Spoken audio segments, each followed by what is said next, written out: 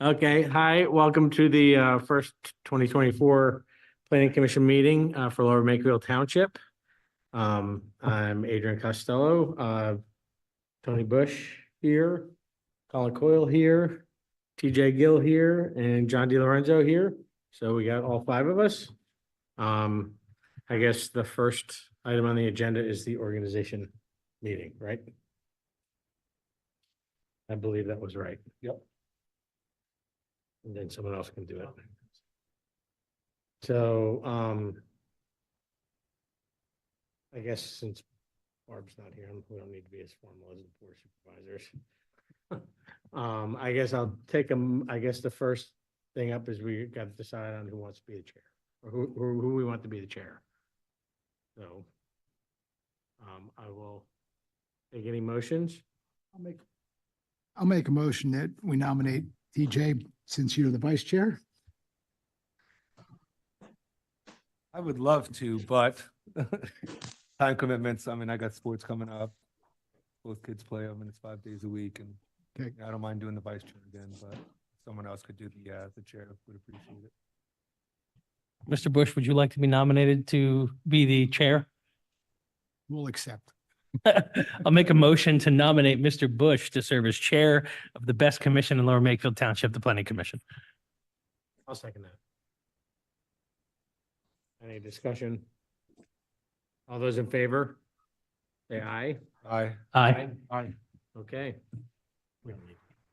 No. So you want to handle the rest? Okay. Yeah. For the role of vice chair, does someone want to make a motion? And I'm happy to renominate TJ if you want to serve as vice chair. I'll accept it. good. All in favor? Aye. Aye. Then we have the role of secretary. We know we don't have a treasurer, just a secretary. Is there a nomination for secretary? Nominate John. You. Not at this time, thank you. I No? Okay. joined, I'm not too up to speed yet, but thank you. You sure you don't want to do that? Okay. Is there another nomination for secretary? Colin? I will accept the nomination. I will second the nomination. All in favor? Aye. Aye. Aye. Congratulations. Congratulations, guys. What? Put this on the minutes. Yeah. Okay. No, I'm serious. The ones in the red folder. Oh, really? Okay. The next item on our agenda is the approval of the minutes from our December 11th meeting. Someone want to make a motion? Motion to approve. Anyone want to second the motion? I'll second. Any comments or corrections with regard to the minutes?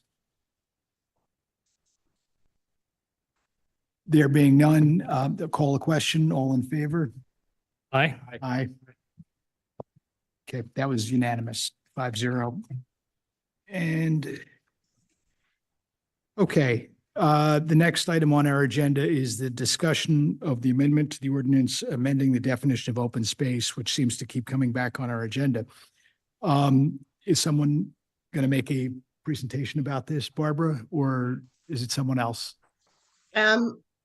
I can make it if Dan's not there or Jim's not there.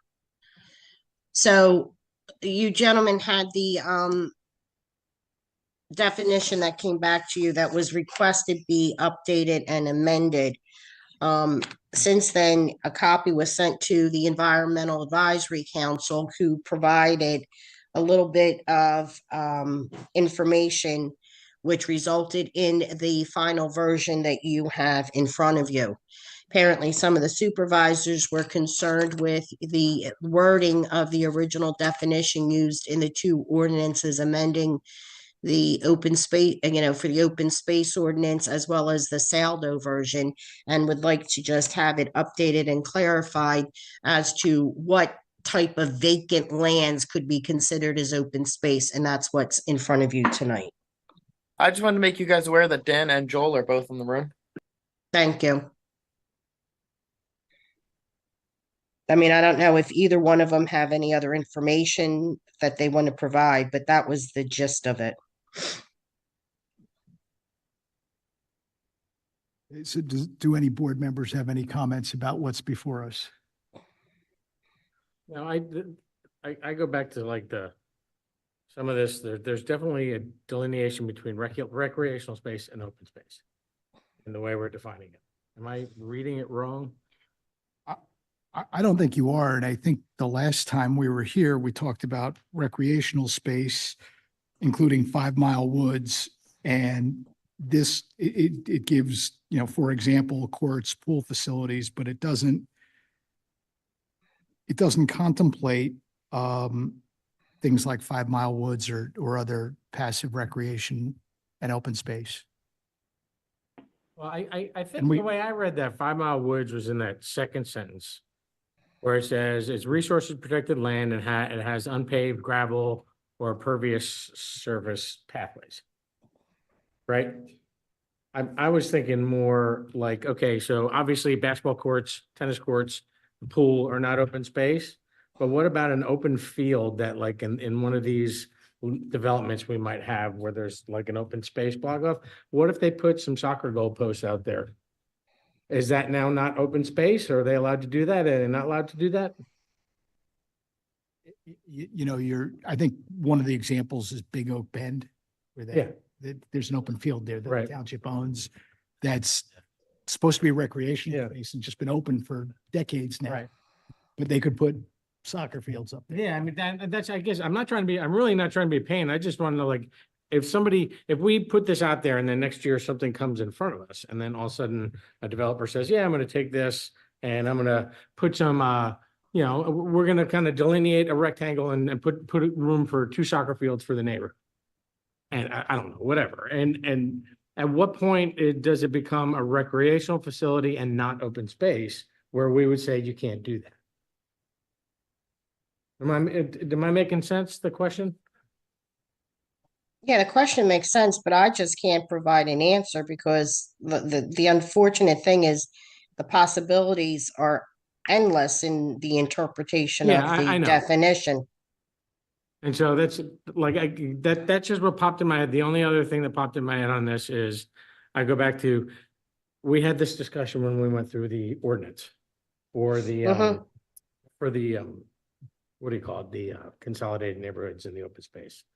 And Yeah. it said in there, like we had a discussion around who's allowed to use the open space.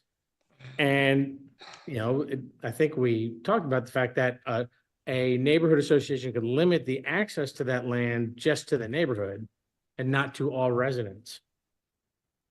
Right? Correct. And when I read this, it says to residents. What does that mean? Good question. I mean, I went back and looked, we talked about this 7 times in 2023. Mhm. It's 7 different meetings. Yeah. And I thought we'd come to a consensus and then it came back to us again. Yeah. In December. And And I hope everyone realizes, I'm not trying to rehash anything. I just want, when we put this out there, I just want it to be something we all kind of can look each other in the eye and say, yes, this is what we mean. Yeah, so like, I don't have a dog in the fight about whether it should be one way or the other necessarily. I may have opinions, they're not really strong opinions, none of these are showstopper questions. But I think it behoove us to clarify that now. Yep. Rather than wait until the first thing comes across and all of a sudden we're disagreeing with each other. I don't have an answer for you, gentlemen. Again, I thought the definition that was drafted in both the zoning ordinance and the Saldo ordinance addressed all of these issues. This was something presented by one of the supervisors that came trickling down to the to township administration that he wanted an amendment to the open space definition to address some of these issues. I don't know, like I said, I was not privy to those conversations. I'm being looped in near the end, so I don't know if Mr. Majewski or Mr. McLoone could provide more information to you. Yeah, I mean, I agree with what Barbara said. I think one of the supervisors just wanted to focus on the actual definition of open space. Other than that. So at this And point, then Colin, didn't you say you were gonna speak to him? Or- I did. Yeah, I just insofar as there was a desire for a little bit more clarity, right? There was some confusion as to whether or not open space's own definition was separately addressed. Although I think, Barbara, I think we're all pretty clear that we have a new definition of open space from that work on the various ordinances. yeah, You know, if the goal here is just to really clarify in plain language that you can't build on open space, I'm fine, you know, with this language largely as it came back from EAC. I like the fact that they've just kind of clarified in the definition that a walking trail is permitted, right? Yeah. To kind of encourage the development of a walking trail. So I didn't mean to stir up the nest, but I just want to make sure we're all thinking about it. I think that maybe solves it, the walking trail, because what you're saying is you can't build on it, and there's an exception to building on it, which is the trail. I think by saying that, you're almost saying nothing else is acceptable. Okay. Be built on it, right? And that's fine, but I mean, like, Going back to your Big Yeah. Oak Bend example. yes, That's the problem. Yeah. There's a parcel of land in a townhouse development that was designated as recreational space when that development was built. It's never been built on. Township considers it open space now, but it could be built on. It could be soccer nets could be put up and all of a sudden it's recreational space. Why could soccer nets be put up? Because they designated it? I mean, it's. Well, the town designated it as recreational space some time ago, like 30 years ago. We did that. Well, but going forward, we're not gonna do that if we don't want it, right? Or, you know, we vote not to have it. Right. So, you know, that Well, but is what it is, right? We can't just vote to say you can't put a soccer net here if the ordinance doesn't say you can't put a soccer net there, right? And that's- So I think that's what's in front of us right now, is just to make sure. that's all like. Right. At some point in every one of Yeah. our mind, there's a line that says, nah, you're kind of getting into the, the recreational space. And I'm just trying to let us get on record, like some clarity on where that line. is. Sure, So yeah. when we have to revisit it in a year, we have something to go back and say, hey, this is what we talked about when we discussed this. So otherwise we're gonna have this debate every time. Do we want Yeah. to put something in like the change of surface? Like you can't put blacktop there, so as long as it That's- stays green. I mean, if you put up some soccer nets, I don't see, kids going out there. and Maybe getting permanent exercise. structures? Yeah. Like, I guess, would a soccer net be? Yeah, No, but it's already designated as non-recreational, right? And if you put a soccer net on it, you can make the assumption that a soccer net suddenly turns it into a recreational. You don't have to worry about whether it's permanent or not. It's just the fact that it's how can you deny that having a soccer net or a volleyball net is not a recreation? yeah.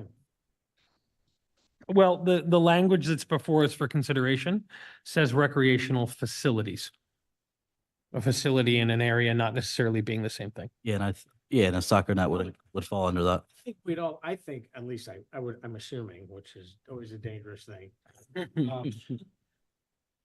If Corbett Farm does this and they have, 20 acres of just open fields and it's grass or whatever, if kids are out there playing, throwing the frisbee around, or people are out there walking their dogs or whatever, I think that doesn't compromise the definition of open space. It's just a natural resource area.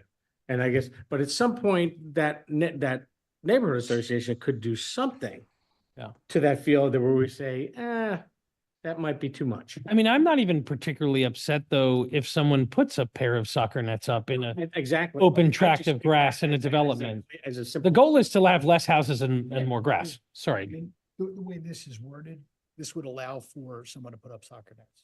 Okay, I mean, just beginning with the sentence, open space shall not include streets, recreational facilities, and it defines what they are. okay. It would allow for soccer nets to go up on open space and still have it be Okay. open space. Look, if nothing else, I think it was good for us to have the conversation again, because I gotta think we're gonna see this down the road. Some question around this is gonna come down the road. I think the chances are good. Okay, so just where you draw the line? A hard court, not a concrete or asphalt, but a hard court pickleball. I think it's any pervious surface. That's one thing that was clear to me. Any impervious surface. Is makes restricted. it not open space. That's how this reads. I mean, that seems to be the It intent. can't be impervious. So clay court. Yeah, clay court out, pool out, with the Yeah, I said clay. No problem. I can't hear you, John. I got out. No, I just said, clay court would be impervious, so it would Mm-hmm. be an issue. Yes. May I ask, so my read of this, if I were a developer, if I wanted to, I could build a playground with a rubber play surface like that loose rubber imitation gravel. Mm-hmm. And I'm sorry? I was Uh, saying, it- Is that something that we would want to be supported under the definition of what's allowed inside open space?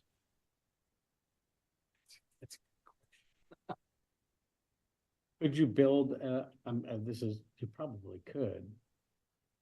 Could you build a playground without having impervious surface? Sure you can, yeah. Yeah. I mean, a developer may not want to, but let's say they saw the value in doing so, or a homeowners association in the future saw the value in doing so. I would make the argument if I were part of that HOA that this ordinance permitted us to make that project. Yeah, it's not open space, but like an example would be the developer at the point, wasn't the parking lot like pervious? They agreed in the final approval to do to do pervious. Yeah, so something similar along that line. But Colin, your reading of this is, I think, a fair reading. I mean, it would be completely permitted. And I'm comfortable with that. I just wanted to ask the five of us, are we all comfortable with that use and not having to craft language to protect against it? Yeah, I personally am. I think, I think open areas where residents can enjoy it and you're not putting any sort of modern facilities on there, so to speak, or however you want to put it. I mean, to me, that's in the spirit of open space. It's not, these aren't supposed to be like pristine, no trespassing, Right. things. I mean, we're still supposed to be able to enjoy it as a township. And as long as we have some sort of idea of like where the limits are, I think it's a betterment for the town. I think you summed it up perfectly when you said the intention is not to have less building and more open space. Right. Not a restriction on what you can do on the open space. And I'm comfortable with the EAC's language. So, is there any additional comment on what they've proposed?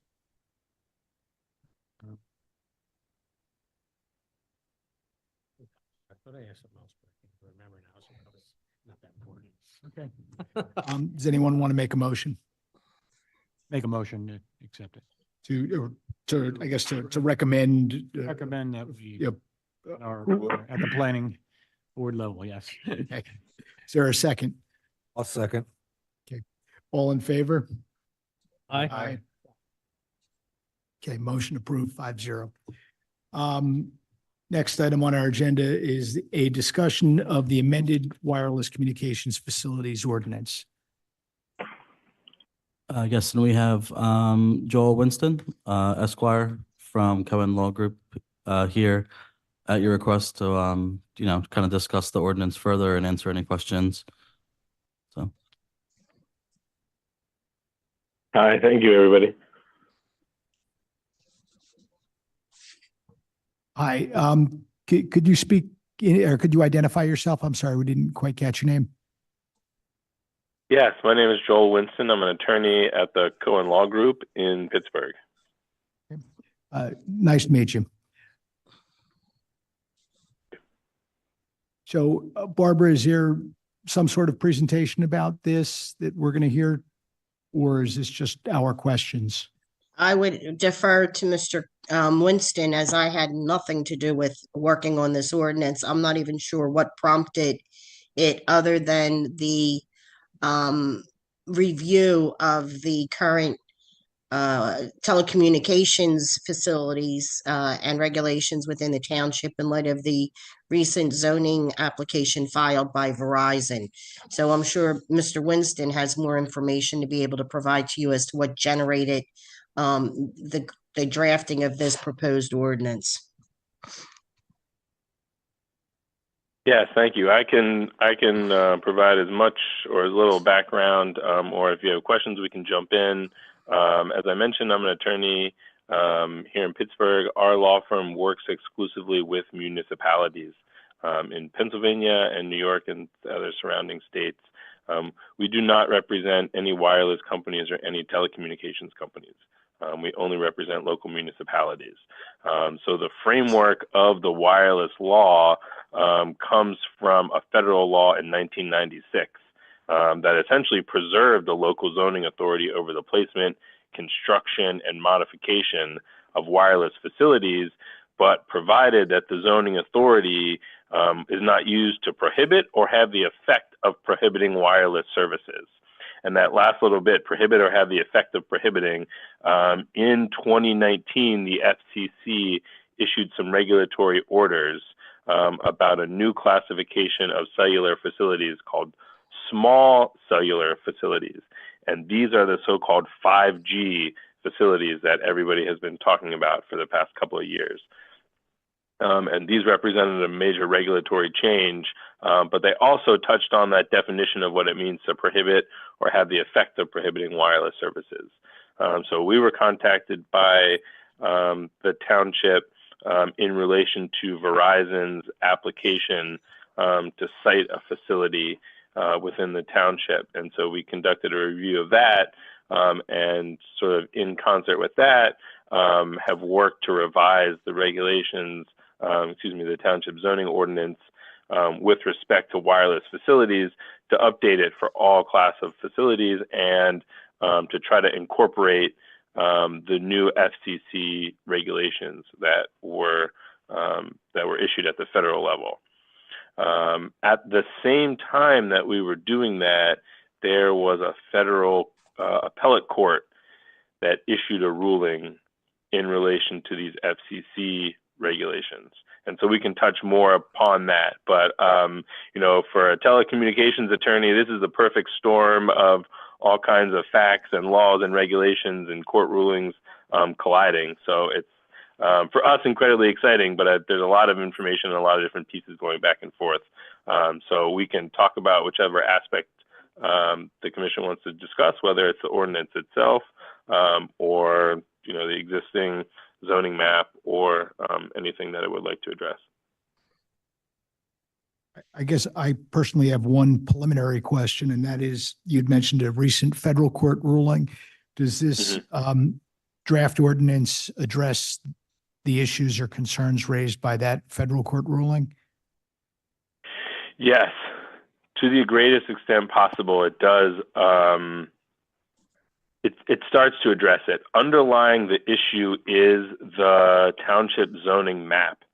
There is a map, and there is a radio and telecommunications facility overlay district.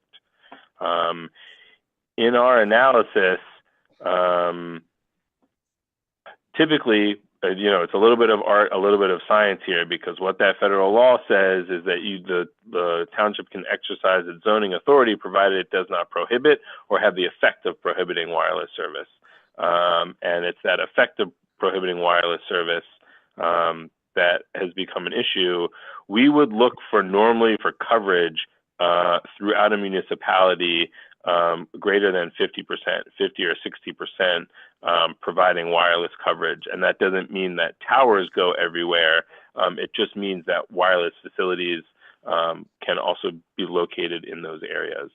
If we look at the existing zoning map and the telecommunications overlay district, I would estimate that it only covers about 10% of the township. And under the current ordinance, it's only within that 10% that wireless facilities are allowed to be sited. So that is an underlying piece that the draft ordinance doesn't address that. It doesn't change the map, but it does update the township zoning ordinance. And within that updated ordinance, we classify all types of wireless facilities as they come to the application counter of the township will fit into one of three categories. The first is a tower-based facility. That's the typical lattice tower or monopole tower. The second is a non-tower-based facility. This is an antenna that's attached to any type of fixed structure that's not a monopole or a lattice tower. And the third type is this new type, the small cell facility, the so-called 5G. The first two, the tower and the non-tower, will always be on private property because they're just too large to be in the public right-of-way. But it's the third type, the small cell facility, that the FCC regulations said this type of facility now has a presumptive right to be sited in the public right-of-way, provided that the size of the facility itself, the antenna itself, fits into the regulatory definition of what it means to be a small cell facility. And in addition to that, the FCC put certain timeframes on municipalities to respond to these applications, and they capped the amount of application fees and annual renewal fees that can be charged unless the municipality does an extra demonstration of the costs that they have incurred in managing the right-of-way. So this third category of facilities, these small cell facilities, they can sit on private property, but they will most always be in the public rights-of-way. And these facilities sit on top of an existing utility pole as like a cap on top of the pole. Sometimes they are designed to look like a mailbox, but these now have a presumptive right to be in the public right-of-way. Anywhere in a municipality where there is a utility pole in a public right-of-way, these facilities, you cannot discriminate against these wireless facilities to prohibit them from that area. And then also in the past couple of years, Pennsylvania also passed state legislation that essentially mirrors what the FCC did federally. Mr. Winston, this is Barbara Kirk, one of the township solicitors. Yes. I knew. Hi. Hi. I knew about 15 years ago there were groups coming out with what were called distributive antenna systems, and they were getting regulated by the PUC as utilities in order to go into the public rights of way. Is the 5G small cell facilities replacing those? That is a good question. I don't know if they're fully replacing them or they just have sort of updated the technology in terms of allowing those DAS type of facilities. And now they're calling them something different. Well, the reason I ask is the township going to have to face dealing with location of 5G and DAS facilities? Typically, we don't see DAS being deployed unless it's usually like a private type of network. But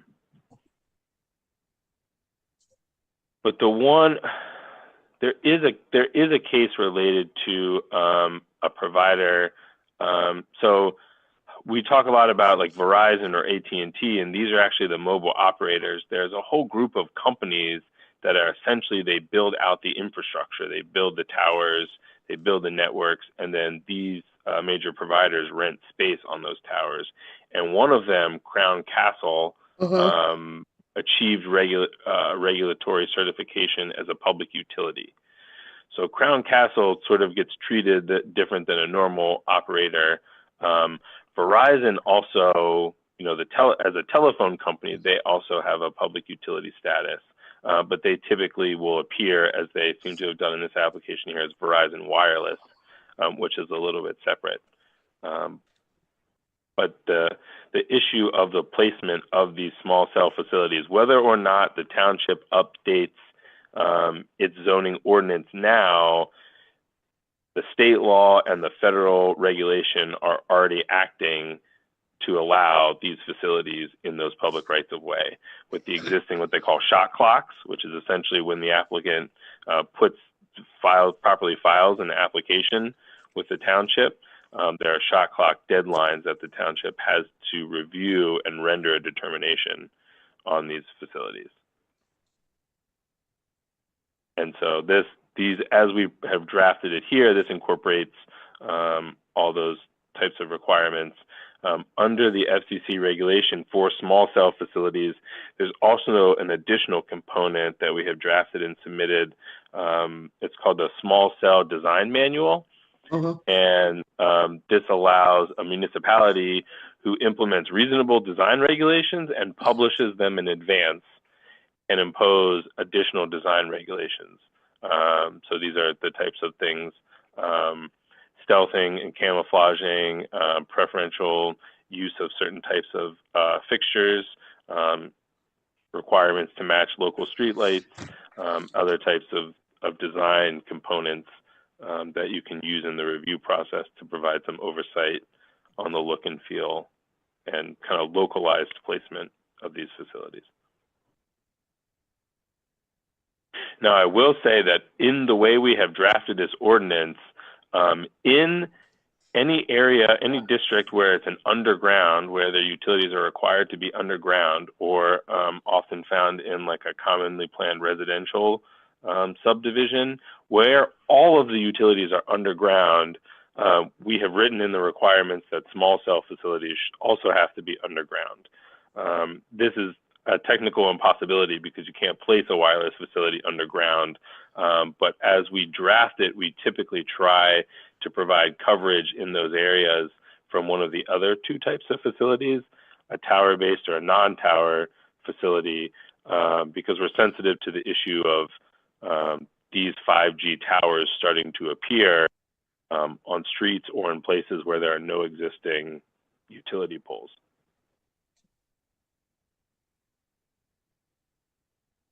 Just addressing the last point that you raised, because it's an impossibility to stick these underground, is that void on its face, or is that something that's going to be upheld?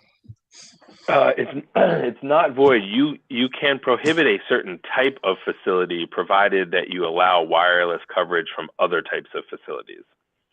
So in a residential zone, if you know, within 1 to 3 miles, there are other zones where tower facilities are allowed, and those tower antennas can reach into those residential areas, or commonly non-tower facilities, like an antenna array, can be placed on top of condo buildings. It can be designed within church steeples. It can be placed on top of schools. So there are ways to avoid a claim of prohibition of wireless services, a complete prohibition, because you can provide coverage through other types of facilities. And typically that has been acceptable, and that wireless companies have been willing to cooperate and work with that within those parameters. I have a question for Dan. How much of the township has communities with all the utilities underground? I am not sure, to be honest. Because obviously it sounds like it's going to be an important question as it relates to the map that needs to be adjusted. We can take a look at it. I'm not sure though. If I can just jump on top of that, and you probably don't have this answer at hand, Dan, but do we have a copy of the SARF, the search area for RF, that's being used to propose by the carrier to propose the location of this tower? From Verizon? Yeah. I can look in my email. Okay. No, I can tell you that Yeah, you will not have a satisfactory map that you're looking for. Yeah, I mean, I have it's a potential concern,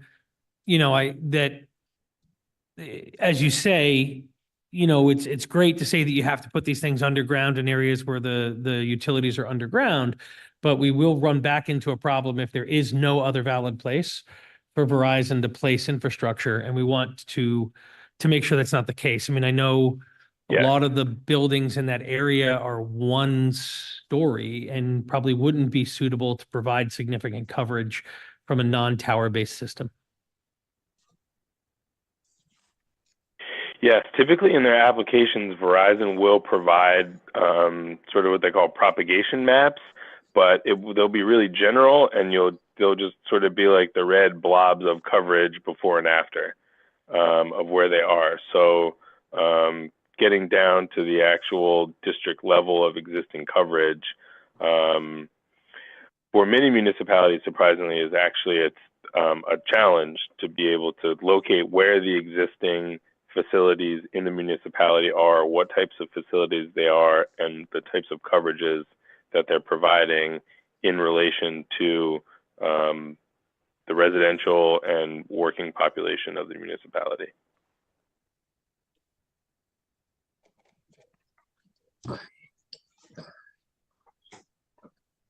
Can you give us an idea of how tall these small cell facilities are? Yes, well, let me pull up the definition.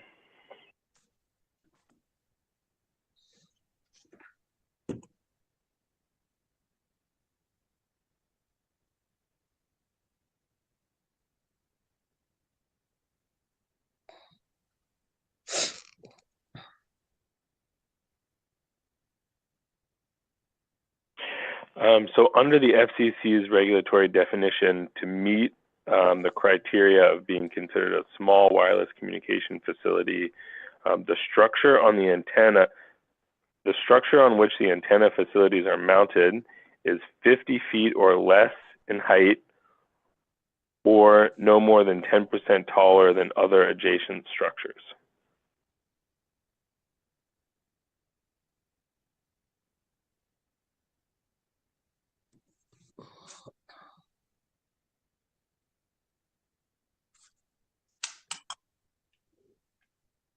Mr. Chair, if I could. Mr. Chair, if I could ask a question. Absolutely. Mr. Winston, I had a couple questions for you, and this is where the Telecommunications Act of 96 predates small wireless facilities, right? So there's nothing in that that's small wireless. So our previous ordinance was before the small wireless stuff. But then the Act 50, the 2021 Act 50, that only sets the shot clock and rules around small wireless facilities, but not monopoles then. So there's nothing in that that would limit us in how we would deal with monopoles versus what we could have done previously. Am I correct on that? The Pennsylvania Act 50 deals with small wireless facilities. Okay. And yes, Mhm. very good. I got so before you joined the process, I kind of got a misread on what our capabilities were given that act. So that's only small wireless. It doesn't, the shot clocks and stuff don't work for monopoles. Those are still governed pretty much by the Telecommunications Act of 96 then?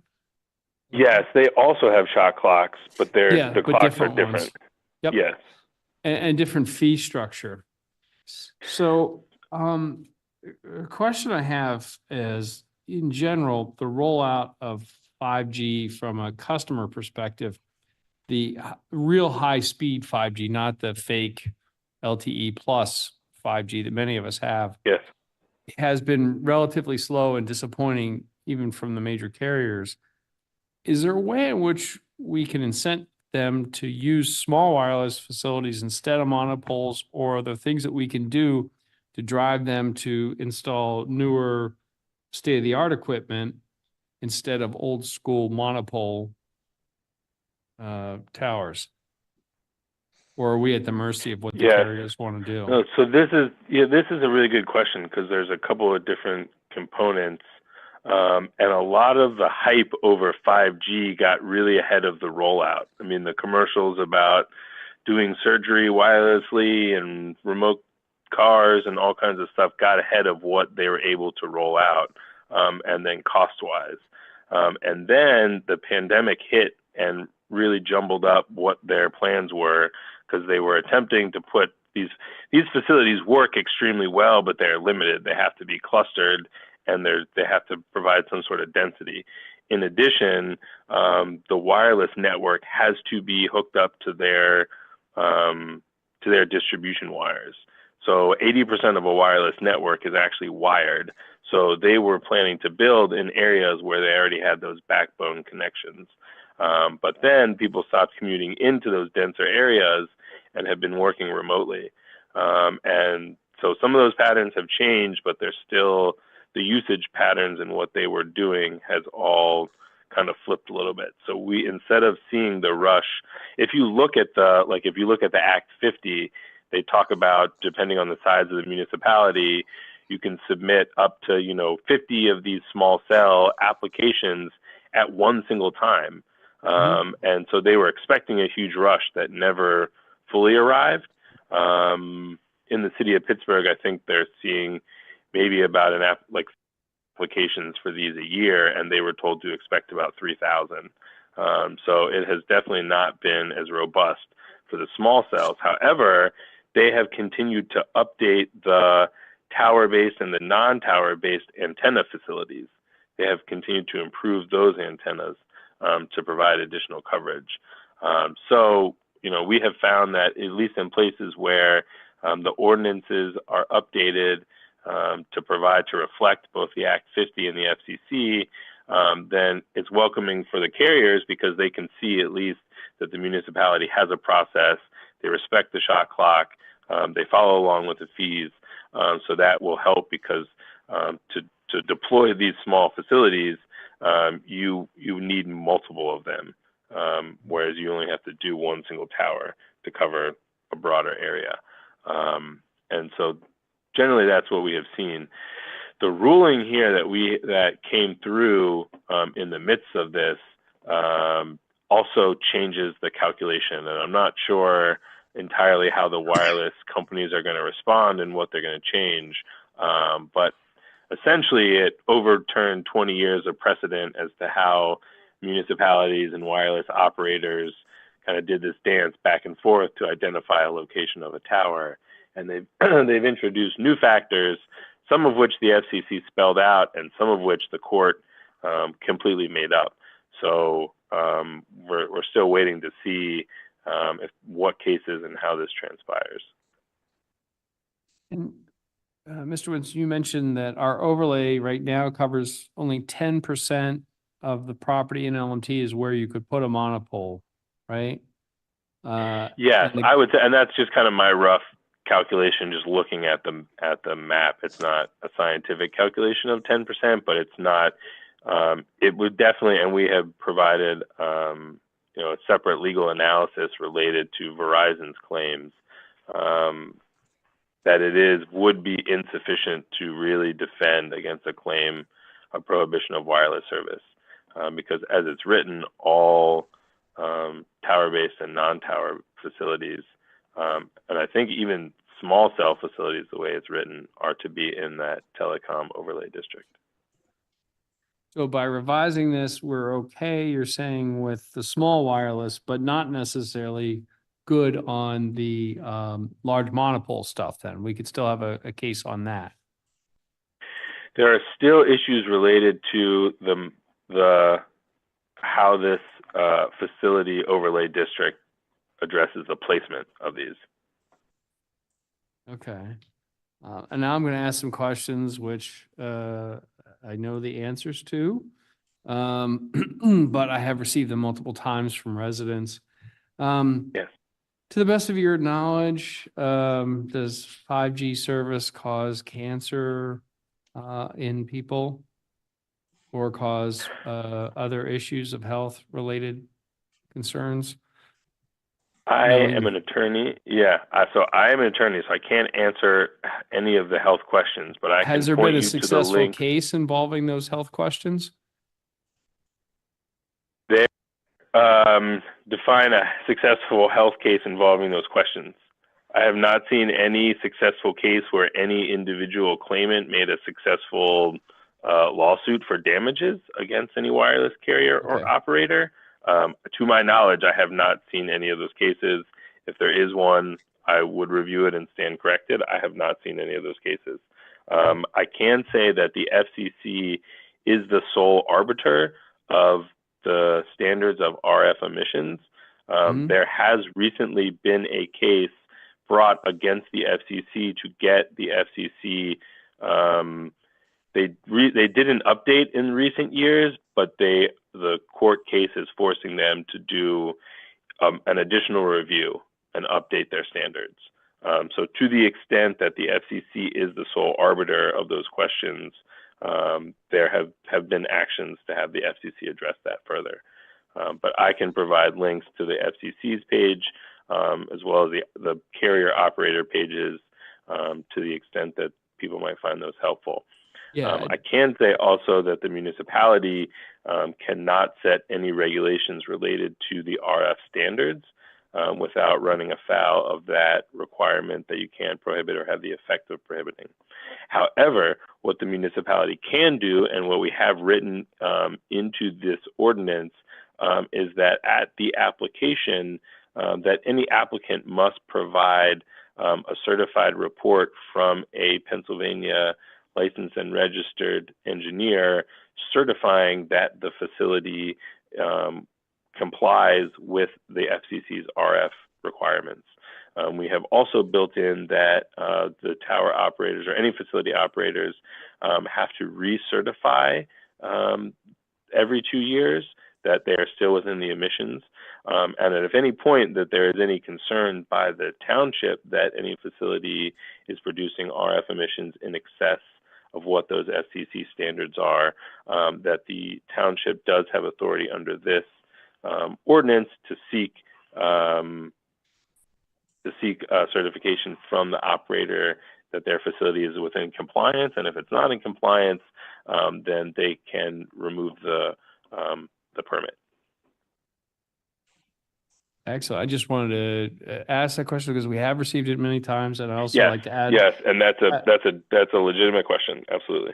And I want to add for the record that my review of literature from the American Cancer Society indicates no significant risk, as well as reviewing of EU studies in this area have no significant risk for humans. There is questions about birds and small flying insects for impact of the RF, but that hasn't been fully studied in terms of that. But it is something we get a lot of, and that's why I wanted to ask that question. So there's not much we can do to inspire people to give us the smaller wireless facilities. This is just us. Is there any feature or function of state or federal law that gives us power that we don't have access to with this revised ordinance? Meaning, is there any feature or something that we could do to either increase or decrease the ability of a wireless provider to put facilities in LMT that we haven't explored and we don't have in this ordinance? Realizing, of course, we're very limited by the FCC and the state law as to what we can do. Yes. These, to the maximum extent possible, these provide the oversight ability to the township to regulate the application, the operation, the maintenance, and the removal of these type of facilities. And then there's nothing that we can do to mandate a certain level of service or tracking of coverage at all from the carriers for this? No. And pricing is also an area that the township has no legal authority to control. Okay.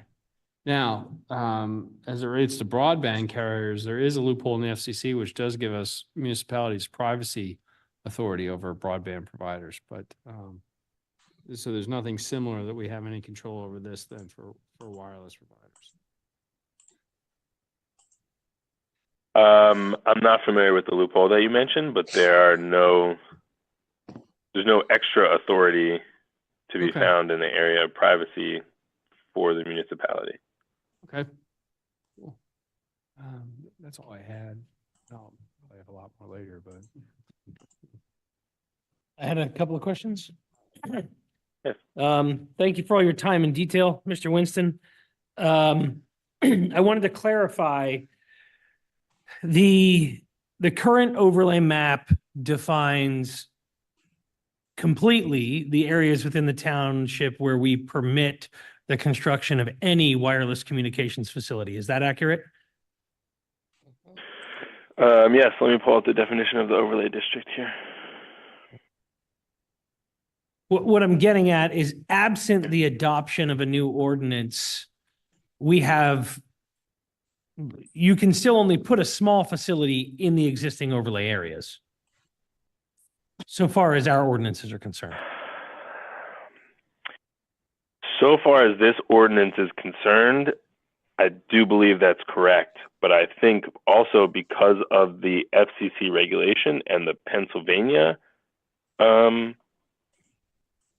the Act 50, that functionally I don't know quite how it would work, but I do think that somebody could submit an application, go through the process. If they were denied, they could make a claim and seek a permit that way.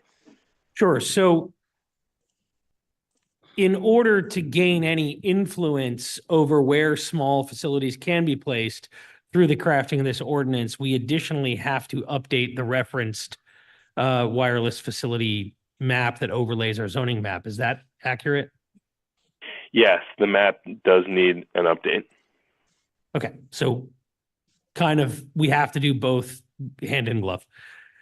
I wanted to direct attention to page 12. I'm not an attorney. I do not know how to reference all these things properly, but it's section 195.4.2.A.2, which I think is the part coverage or capacity. An applicant for a tower-based WCF must demonstrate a gap in coverage, etc. The type of WCF and siting being proposed is the least intrusive means by which to fill the gap. So I think that's the operative language that's trying to encourage the adoption of a small wireless facility over a monopole or other structure. Is that correct?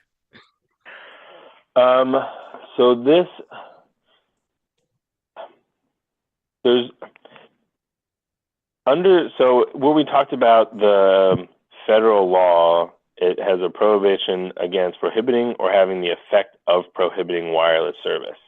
And what the courts had interpreted in a case that was the precedential case that they issued the ruling about 20 years ago is that the applicant, in order to show that this prohibition of wireless, that the test was that they had to show that there was a gap in coverage where they were trying to place in coverage or capacity, and that the facility that they were using and the place that they were proposing was the least intrusive means to fill that gap. Okay, and so that was yes. So the language least intrusive means comes from that court decision? Yes. Okay. Yep. I'm just, I was looking at that as a mechanism to encourage the use of small facilities over towers. Yes, and that's exactly. So like with the case of Verizon here in the area that they want to put that tower, under the old precedential case, a municipality would argue that the tower is not the least intrusive means because the Verizon could use a series of small cell facilities atop existing utility poles, and they could fill any gap in coverage or capacity that way. Yep. So providing that we have existing utility poles or existing infrastructure in public right of way, we can make that as a counter argument to that application. Yeah, well, so now this is where it gets really interesting, is that previously that's exactly the argument that you could make, and it was often successful, and this least intrusive means is tilted in the favor of the municipality. But the FCC, the regulatory order that they issued, and then the court's new case, they essentially overturned what is this test, this previous test, and they started to apply a new test. And the new test is much more favorable in favor of the wireless operator. And it's now it's no longer a gap in coverage; it's a materially inhibit standard.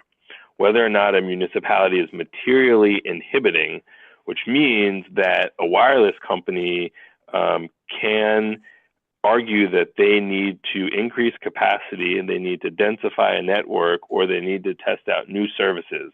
They do not have to show that there's a gap in coverage anymore.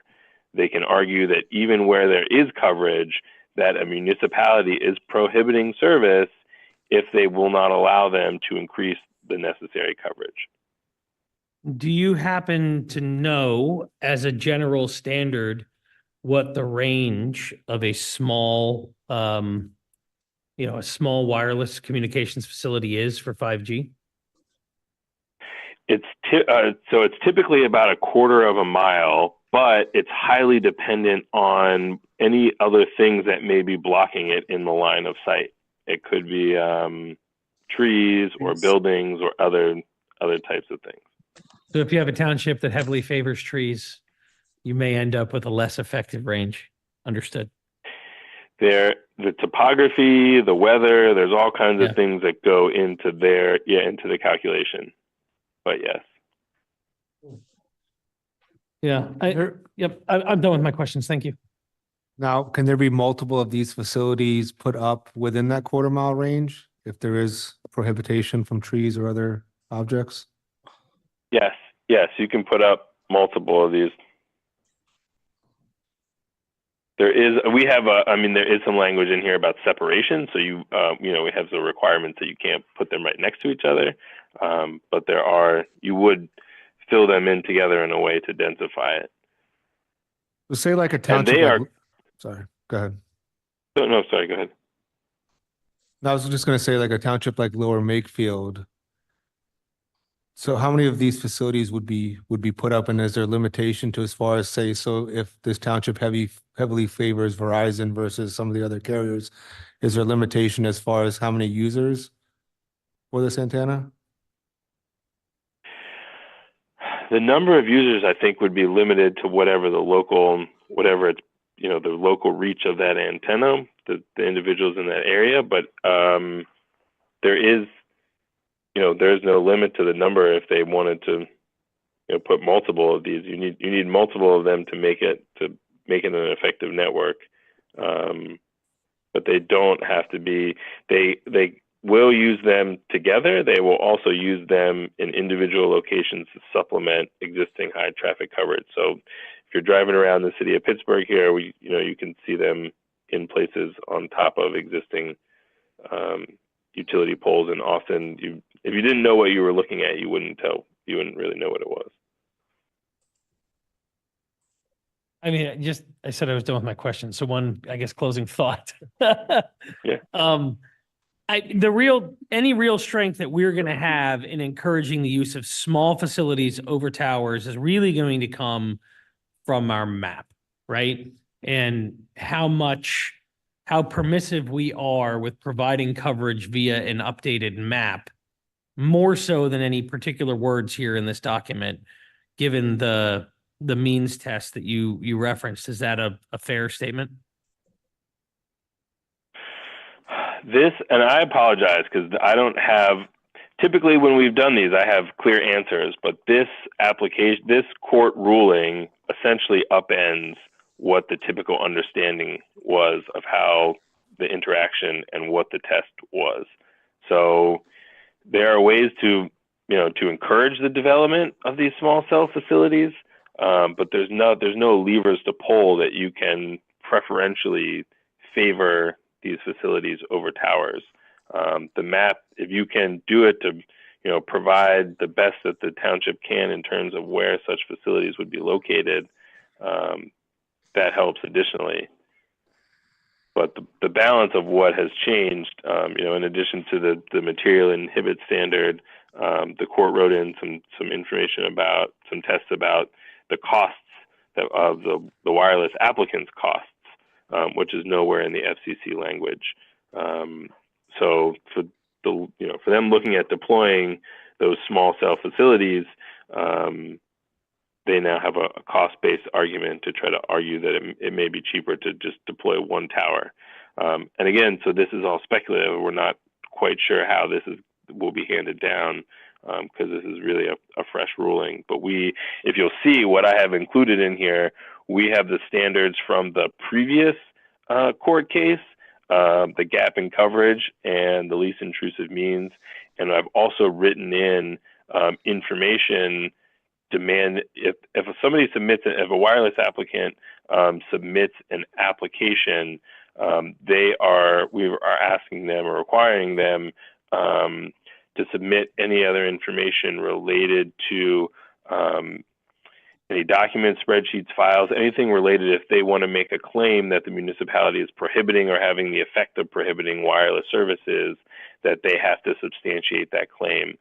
If they want to make the claim that they need a particular facility because they need to densify their network or they need to introduce new services, they're going to have to submit that information, because essentially one of the hardest things really for a municipality is to know the data and to understand the maps, the actual true wireless maps of what these operators have and where these facilities are intending to go.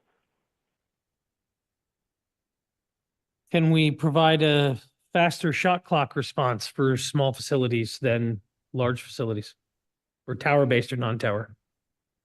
The small facilities do have a shorter shot clock. It would be possible to shorten the shot clock if you wanted it to be shorter than what the typical timeframes are. They can be shorter, but not longer. And we can't make them longer, so we can't lengthen the tower-based and shorten the small. Yeah, okay. But they are. Hold on, I can.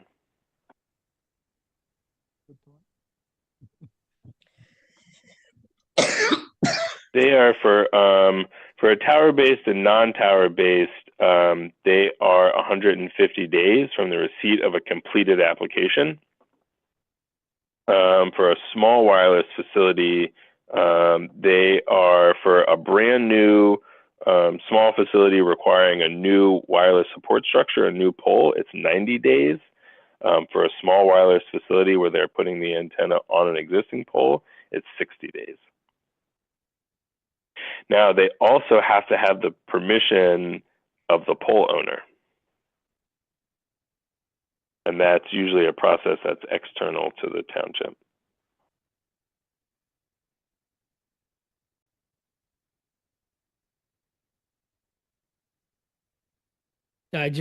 I would hate for us to publish 73 pages of new ordinances that doesn't effectively give us any new tools, right?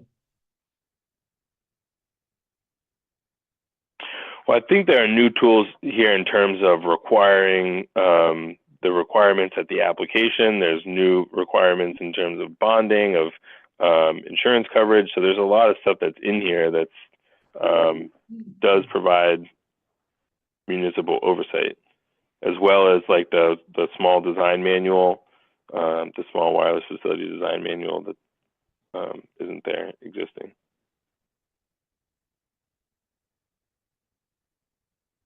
If I had any review on the text at all or any big comment to walk away from here, it would be to just take another pass and see if there's anything we can do to let the ordinances further encourage the use of the small facilities through whatever means are available to us within the constraints of the law.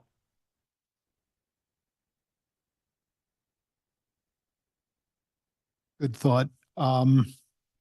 Joel, just two quick questions about the court case that you have referenced, the new court case. You've talked about the standard now being materially inhibiting coverage. Is there any objective definition of that, or is the court just, that's the phrase it's used? That is the new phrase that they've used. There's no, There's some language around it, but there are no technical standards. okay. Has any party appealed that decision?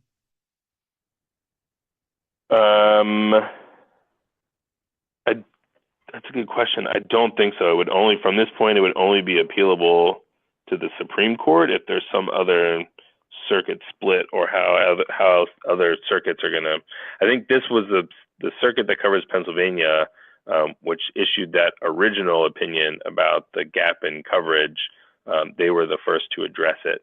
There may be other circuits, and if there's any kind of discrepancy in how another circuit interprets those FCC rules, then it might be appealed. But as of now, I'm not aware of any appeals. Thank you.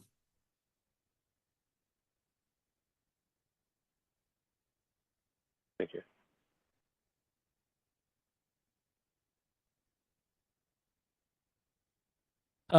Mr. Winston, again, I'm done with my questions. Here's a question. On page 7, the language for prior approved design is in the definitions of the ordinance. It appears not to be used or referenced within the document itself. Is it potentially referenced? Am I missing it, or is it referenced in the design standards document? I think it's referenced in the design standards document. I mean, is that an area? I'm just looking for any lever we can use to say your life will be easier, Verizon, if you stick things on existing poles, right? Yeah. And yes. you know, does the design document have language to the effect that if you've already had the design approved once, it's a faster process for you, it's easier for you? It does not have fast track language, but it is essentially if, I don't know if there are any existing small cell facilities in the municipality, but like, for example, there are not, unless they threw one up as an experiment somewhere. Yeah. If there were, for instance, certain types of facility, like the actual pole, there's an actual manufacturer and model of pole that some cities prefer this type of pole, some cities prefer that. They need to have information around to hook up the street lights, or some cities attach cameras. So just anything where the actual functional ability to get one of these things approved and mounted, it requires a check of the utilities. It requires a check of the sidewalks, the sewers. It requires possibly a road permit, a traffic permit, in order to actually physically get in there and construct and mount it up. So anything that just eases the way for the process, not ease it, but just that a wireless applicant understands that the municipality understands it's the other side of the process. And for these, within the confines of the law and the design guidelines, a municipality can have as much or as little oversight as it wants in terms of the look and feel. Some municipalities have little to no oversight. Other municipalities want the wiring to be covered. They want all of the poles to be of a uniform size. They want the paint to all match. And so it's within the municipality's discretion to exercise that oversight. The other thing I might say is, and this is true of 99% of municipalities, most municipalities do not know where their poles are, where their existing facilities are, where their telecommunications infrastructure is. And that's not a dig on any municipality. That's just a lot of this stuff was laid before there was any common mapping software, and there's no central data repository of all this stuff. So for the benefit of the township and of any wireless applicants and operators, if the township was aware of the existing facilities, of what the wireless propagation looked like, and also of those, where the existing poles are in the municipality, who owns those poles, those types of bits of information are helpful for making it easy for wireless operators to come in, to prepare and to submit an application, and then to operate a facility. I mean, one of the things that we're trying to do here, other than just update these ordinances for good governance, right, is we're, in case you haven't caught the tone of it, we're trying to prevent large towers from being constructed within the township.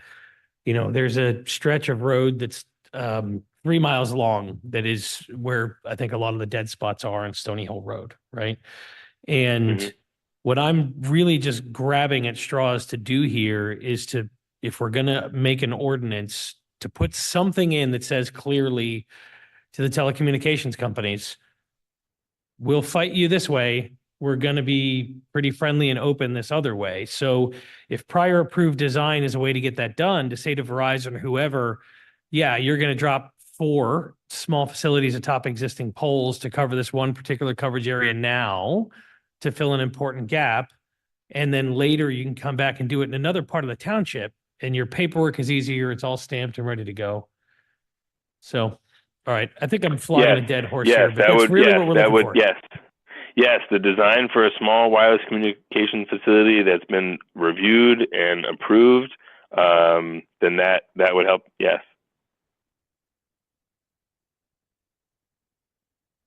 That would be my recommendation, is to place some language to that effect in one of these documents. Anybody else have any other comments or questions? Okay, so this was on our agenda for discussion purposes. We don't need to make a motion. Oh, I'm sorry. I apologize about that. Okay, sorry about that. Why don't you come on up to the microphone and introduce yourself? Hi, I'm Mike Petty. I live in Hidden Oaks, right across where this proposed tower is going to. I don't think anybody's really is acknowledging there's a dead spot in there. But the problem is that we just don't want these big, large towers in our community. The community that we moved into that didn't have all this, now it's going to try to be populated. We just don't want to look at them.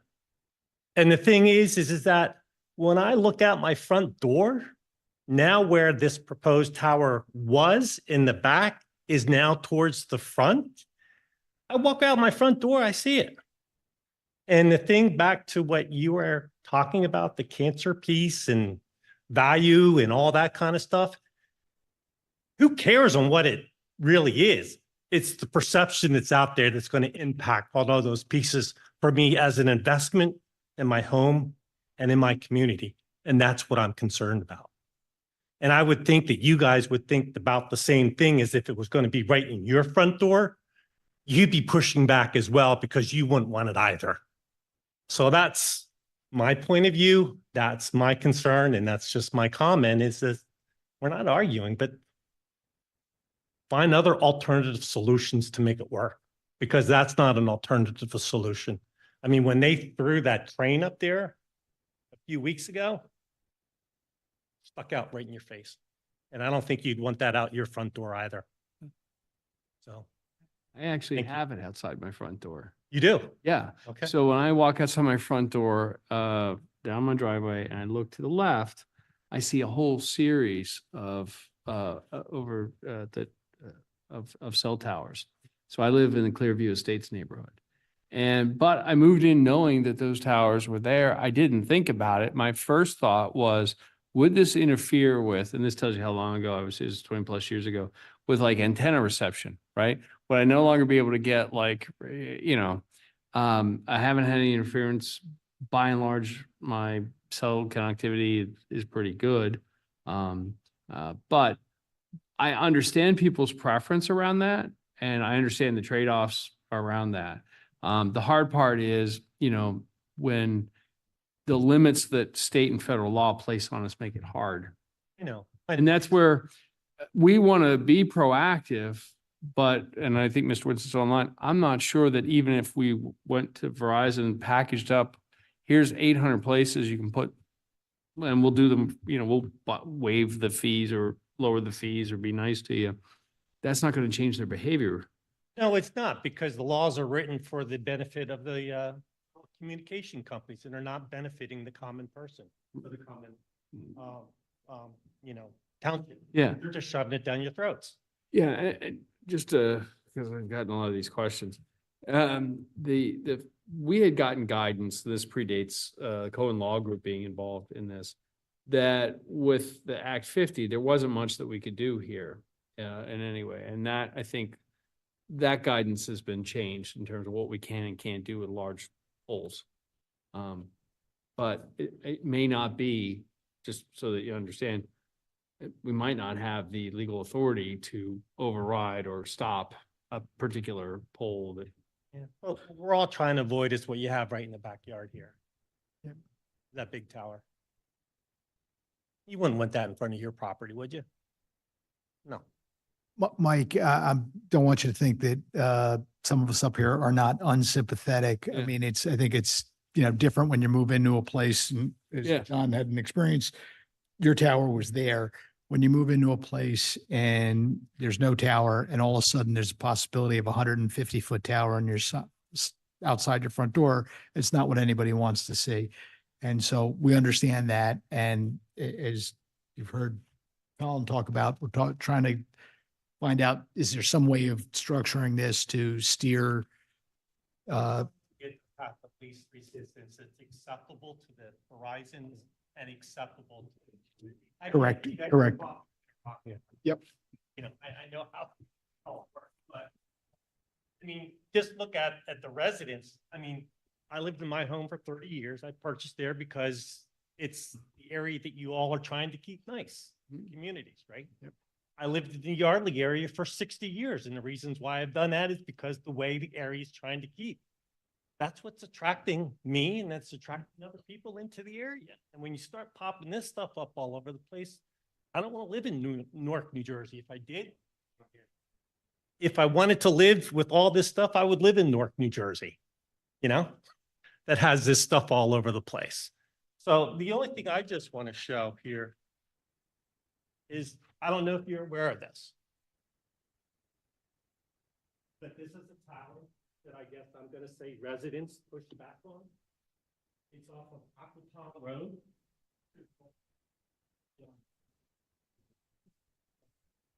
It's pictures of a tower, I guess the residents up there, Aquatown Road and 232 Washington's Crossing, New Hope area. I didn't even know that was a tower until I drove past it and had to take a double look. So I don't know if you're aware of it, but I know you're trying to find the path of least resistance. Well, that's all I'm saying, guys.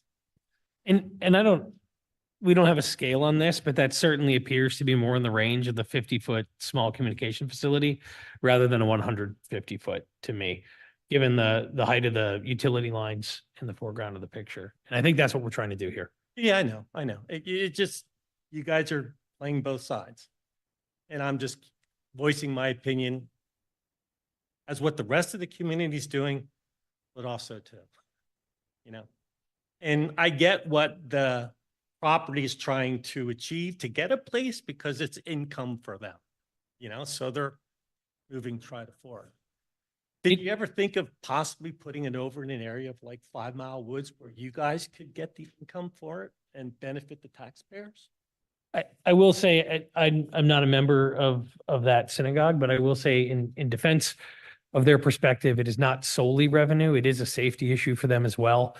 Being in that coverage dead spot, they have safety concerns about cell phones working in the event that they happen to need them. So, just speaking, it is more than just an issue of revenue.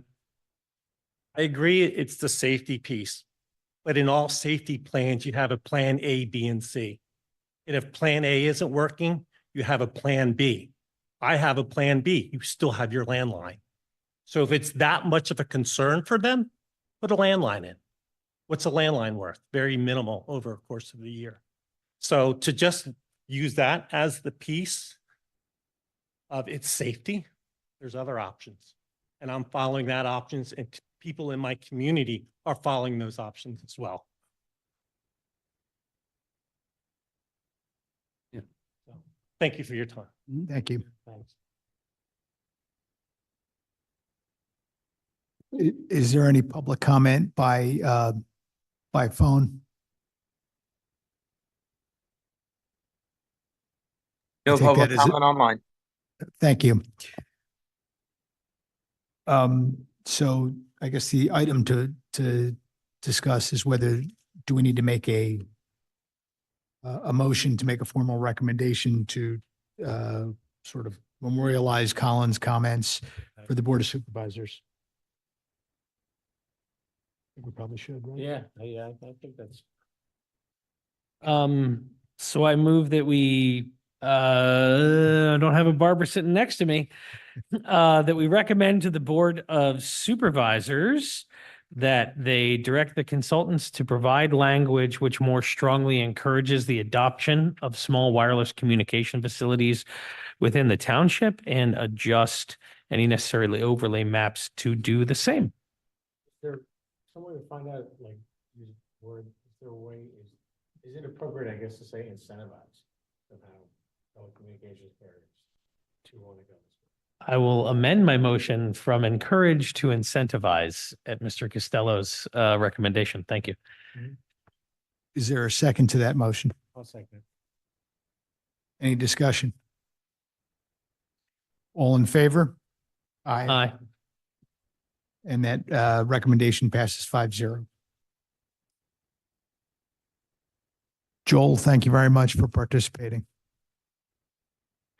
Thank you. Thank you to the commission. I appreciate your time. And if there are additional questions, we're always available to address them. Thank you. Thank you. The next item on our agenda is the 2023 annual report. So, this was my first year writing it, so bear with me. But this report is provided in part to satisfy the requirements of Section 207 of Pennsylvania Act 247, the Municipalities Planning Code, and on our website for the past 10 years. I think you can go back to 2012. It provides all the annual reports for a summary of what the Planning Commission did for the past year. So it kind of just talks about how many times we've met, the positions, who else attended the meetings, and kind of just gives a summary of all the things that were reviewed and other ordinances that were discussed. And it also does a breakdown of each meeting. So we met 12 times this past year. We didn't meet in July and met twice in September. I know I gave it to you a little last minute, but I can make any edits you'd like, and then we can place it on the website just for the public to kind of see what the Planning Commission did this past year. Do any board members have any comments or questions about the planning report? Looking at it first time. Take your time. Dan, you had mentioned that the report listed who had attended the meetings, but I don't see a, were you implying a meeting level, who was present and who wasn't, or just saying who was on the Planning Commission during that time? Oh, sorry. So the meeting dates just kind of discusses what was on the agenda, but at the top, that's what I meant. That's just the members of the board. And I put the 3 months that Dawn served on the beginning. So yeah.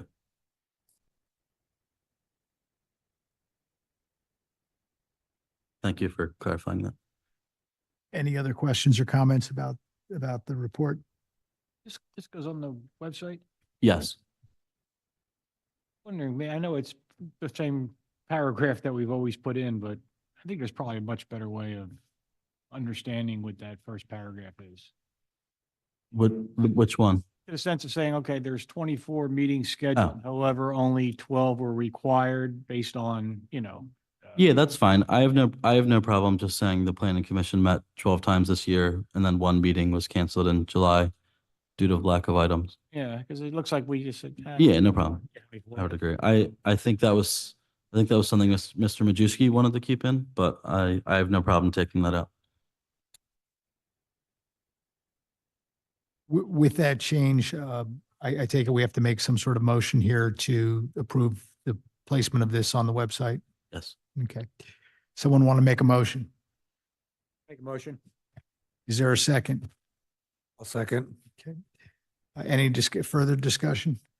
I guess quick question for you guys, for someone who's looked through this more than I have, does it include everything we've done on here? Is there anything missing? That anyone can see? So I had asked Jim, I mean, I finished it today, but Jim's gonna look over just to make sure I didn't miss anything. And I'll go over it as well, but if you think I missed anything, we can add it.